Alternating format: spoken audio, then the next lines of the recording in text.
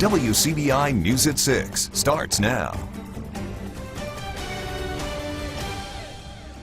Thank you for joining us tonight. A fight caught on video is raising some questions about security procedures at area schools. 20-year-old Adrian Rice is charged after allegedly barging into the halls and attacking a Noxubee County High School student. That altercation happened yesterday when Rice was leaving the school after signing out a sibling. He started a fight right there with that student. It was in the foyer. It was right in the middle of students switching classes. Our Jory Talley joins us. She spoke with the principal about how they're dealing with what happened. Andre and Tommy, Principal Covington says the school has certain visitor policies, and now the school and administration will review the incident and take any needed measures. The sheriff's department says Rice, in the white shirt, found his intended target and started the altercation. Montrell Rucker is a parent of a Noxubee County High School senior and is shocked by what's seen in the video. After watching this video, it troubles me to see this type of activity unraveled in our school district. Just grateful that this young man didn't have a weapon, because it could have been a lot of fatalities there. I think that we need to take measures to revise our security. Noxubee County High School Principal James Covington says the school has 3 security guards and these guidelines for all visitors. Upon entering campus, they are directed to the securities desk so they can sign in their purpose for being here, and then they are escorted to the office, or they're directed to go to the office, and then we'll find out their actual business in the office. Covington says Rice followed all of those steps and that the fight goes to show that you never know someone's intentions. Things happen out there in the community, and they have a way of wanting to kind of finish it. You know, here at school, it's not school related, but it becomes school related in a sense because they're our students. And you know, off-campus activity sometimes has a way to trickle back into the school. The principal says the school is going to learn from the incident and review the school's current procedures, ranging from visitors policies to who can be authorized to sign out students. We're going to sit down with our superintendent, the central office people that need to be involved, and let's have dialogue to see if we need to change something here as to how we allow students, or not, yes, students, I guess, to leave our campus, and who can pick them up. Rucker says this measure could possibly prevent situations like this from happening again. Those students that'll be picked up, if they will have like a waiting area, and when that individual comes, they don't have access to the building, and the students that they're there to pick up can possibly be released by a security officer or something like that. The incident is still under investigation, and Covington wants to assure parents that campus is a safe place. Rice is currently charged with misdemeanor disorderly conduct by fighting. Andrea? All right, Jory Talley in our studio with that story. A Tupelo man is facing several charges after police say he tried to steal a handgun and then shot the victim with the weapon. Cornelius Beatty Jr. is charged with armed robbery, aggravated assault, and possession of a firearm by a felon. Police say Beatty was with 2 other men at a house on Payne Street Tuesday morning. The 3 were looking at a handgun, and officers say Beatty took the gun from the owner and ran when he was confronted. Police say Beatty shot the victim once in the stomach area. He was arrested a short time later after an intensive search. The gun has not been recovered. Beatty's bond is set at $125,000. That victim, meanwhile, has been released from the hospital. There's new information today after someone drove a U-Haul into a house in Columbus Tuesday. Police say a man and a woman were arguing outside the house on Peach Street shortly before that happened. They say Kenneth Spencer Jr. grabbed his girlfriend by the neck and choked her. He's facing a domestic violence charge. They say he then went inside the house. That's when the woman got into that U-Haul, and as you see there, she drove it straight into that house, partially through that brick wall. Spencer also had an old warrant out for him. Police are not saying if the woman in the incident will face charges. Deputies arrested a couple in Union County, and they're now facing felony charges for this. Their newborn tested positive for drugs. This is 29-year-old Justin Ray and 24-year-old Brandy Valentine. Sheriff Jimmy Edwards says the child is less than a month old. He says the mother in this case was arrested earlier for the same crime involving another child. He says that there's a hold on Valentine for a parole violation. Among County man will remain in prison for killing his wife. The state Supreme Court says it will not revisit a lower court ruling on David Parvin's conviction. Parvin was convicted back in 2014 of shooting his wife to death inside their home in Monroe County. He appealed the conviction, saying that the verdict went against the evidence in the case and that improper evidence was allowed. The state Supreme Court rejected those arguments last year. Parvin is serving a life sentence. A Noxubee County woman will spend 3 years in prison for hitting another woman in the head with a hammer. Patricia Ramsey, that is, pled guilty to aggravated assault at the time of the October 2014 incident. Noxubee County Sheriff Terry Grassery told us that Ramsey and Bessie Johnson had been arguing. Johnson was hit in the head several times. Judge Jim Kitchen sentenced Ramsey this week. A man allegedly went gambling with other people's money. Now he's looking at jail time. A Macon man is now facing a 3-year prison sentence for credit card fraud. This is 33-year-old Delvin Young. He pleaded guilty this week. An Attorney General's office investigation showed he used other people's identities to apply for credit cards. He then used those cards at casinos in Neshoba County. And we have an update on a story from Wednesday night that we brought to you first. The Prentiss County Justice Court clerk will have to repay more than $6,000 if found guilty. This is Donna Inman. She's facing an embezzlement charge. A state auditor says she stole money from her office. A grand jury indicted her. She's worked in that office since 2003. To our weather tonight, Chief Meteorologist Keith Gibson joins us. Keith, we have an eye on those storms tonight.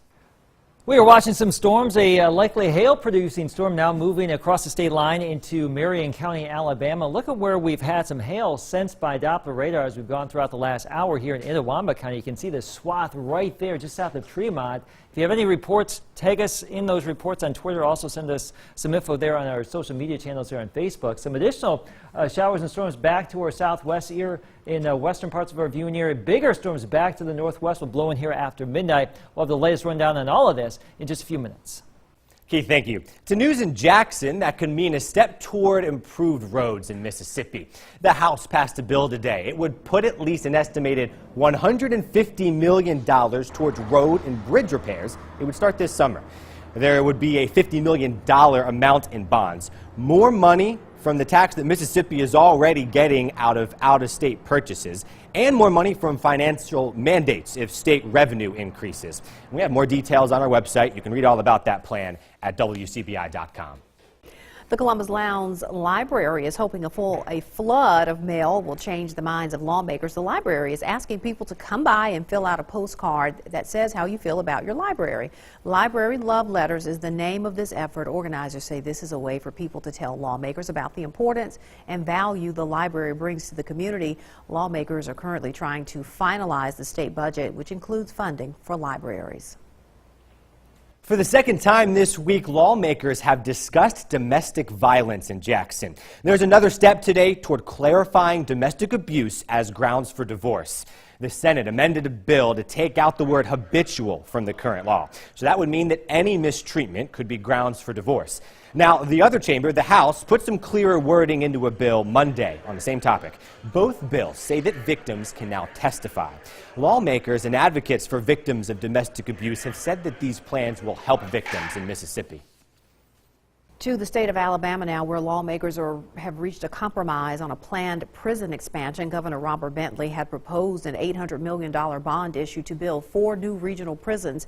After weeks of debate, the Senate Judiciary Committee approved a revamped version of the bill. The new plan calls for a $775 million bond issue to build at least 3 new prisons and renovate the women's prison. It would also allow cities or counties that want the facilities to build them and then lease them back to the state. That bill now goes to the full Senate for a vote. We spoke to some women today who are helping to break down barriers for women in the business world. They talk about challenges and triumphs when we come back. You're watching WCBI News at 6.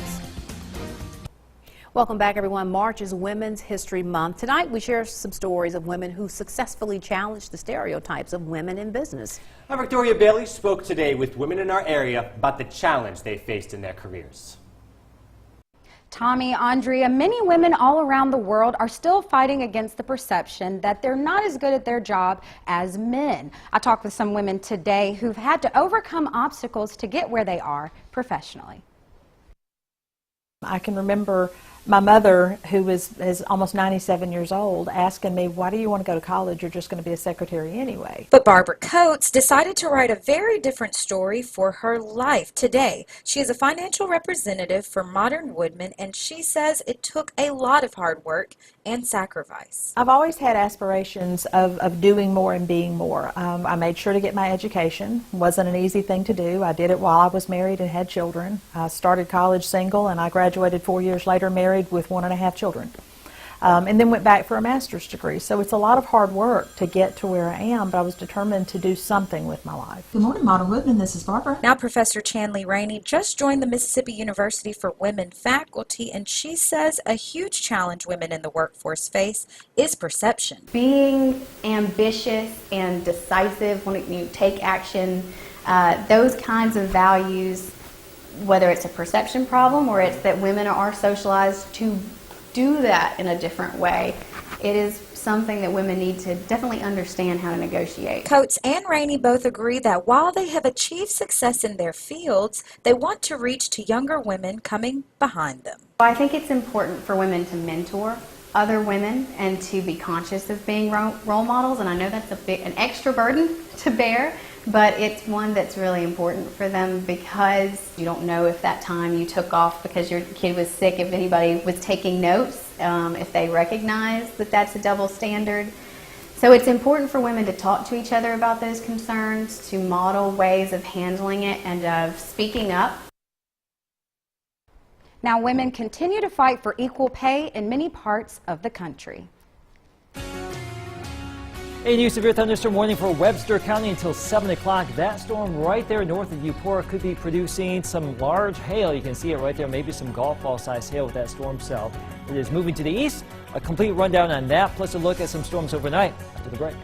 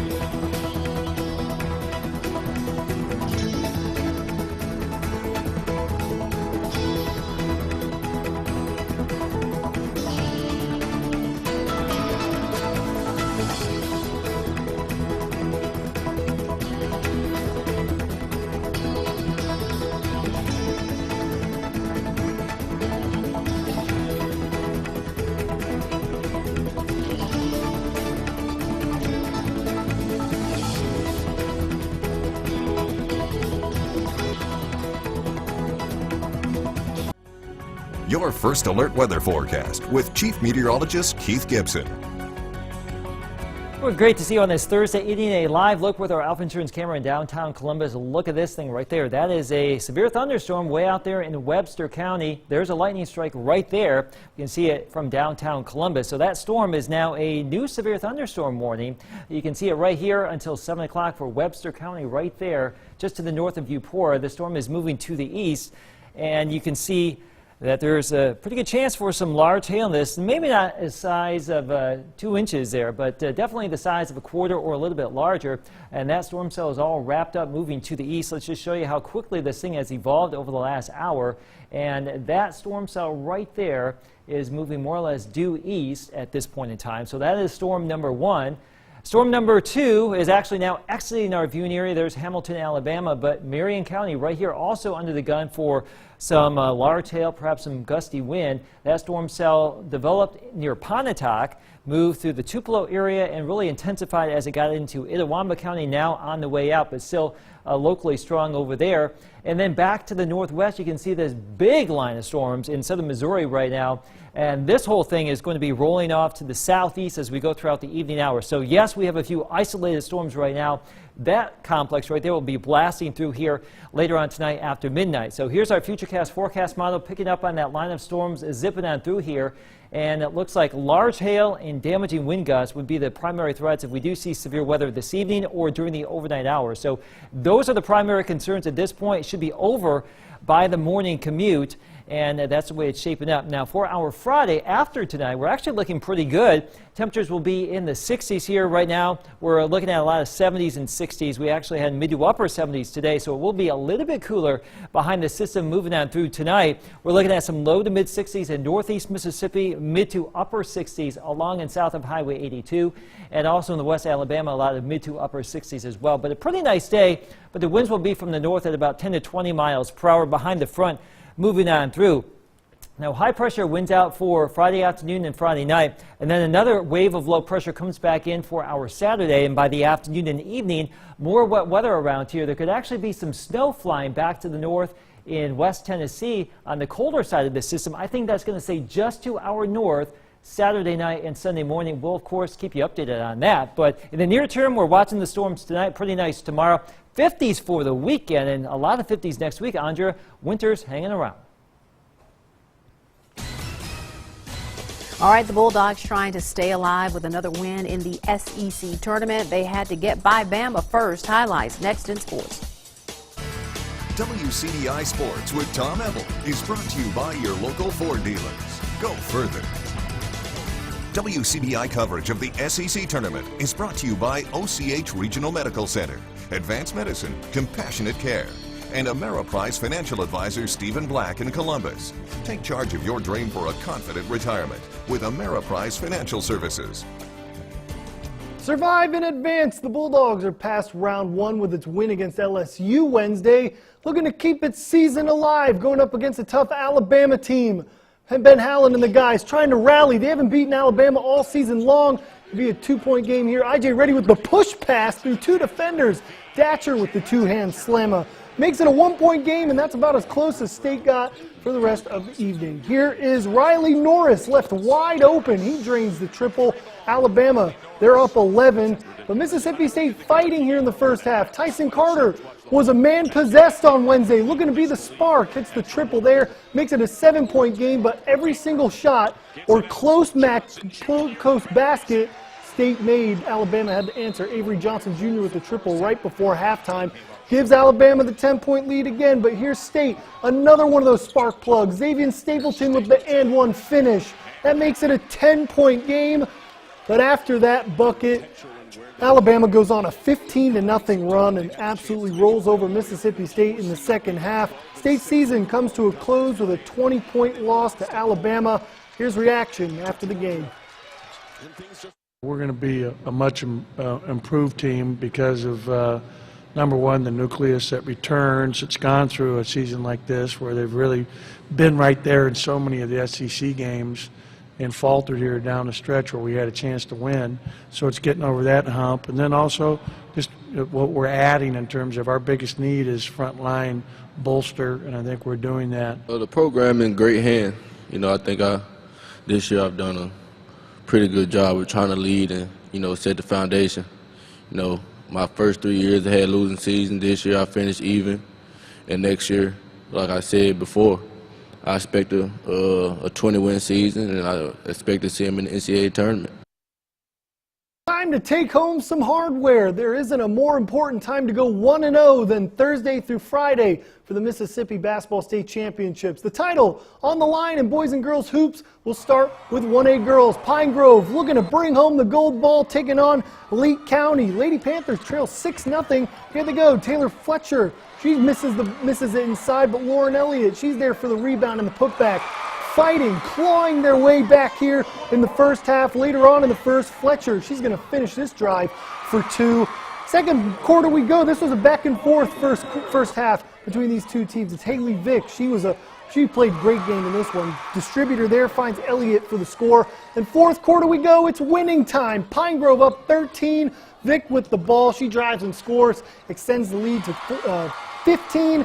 Then to cap it off, Vick, she's going to do it one more time. Unopposed to the hoop, Pine Grove, they win their first state championship since 1986 with a 47-27 win.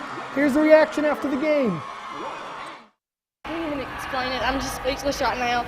It's just, Coach Bates has always told us to be confident in everything that we do and just always constantly going, and God has just blessed us in tremendous ways. Like a dream come reality. We couldn't have done it without God, though. He got it here.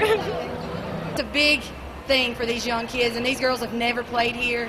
So you try to, as a coach, you try to tell them it's just another game, but they know, and they know. But after we settled down and they kind of locked in on the defensive end, that's where they're comfortable at, is on defense. And when we locked in and got the stops and the rebounds we needed, our jitters kind of went out, and then we kind of got some confidence after we made a few shots and kind of rolled from there. We'll have a last look at your forecast coming up. WCBI sports coverage of Mississippi High School State Championships is brought to you by OCH Regional Medical Center. Advanced medicine, compassionate care. Here in Webster County, northeast of Eupora right now, approaching Matheson, that area black could have some very large hail in it, so pull the cars indoors. Maybe into the carport too. That's a severe thunderstorm warning. We're watching some additional storms in Missouri. Those will be in here after midnight. The very latest right here all night long, also on Facebook and Twitter. All right, busy night for the weather team. Yeah, we'll give you updated. We're back here at 10 o'clock on WCBI. Have a good night.